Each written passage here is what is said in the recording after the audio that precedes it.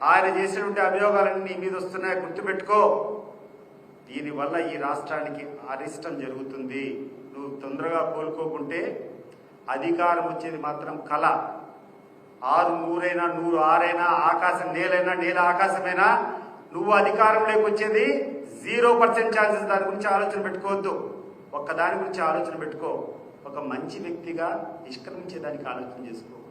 చరిత్రలో పలానా ఆయన ఉన్నాడంటే కనీసం గౌరవనీయుడు గౌరవస్తులు అని చెప్పేటువంటి ఆ ఐడెంటిటీని నిలబెట్టుకోవాలి తప్పితే నువ్వు చేసేటువంటి విధానాలు అమలైతే అంతిమ దశలో నీకు మిగిలేది చరిత్ర పుటల్లో నీకు స్థానం కూడా ఉండదని చెప్పి విజ్ఞప్తి చేస్తున్నాను.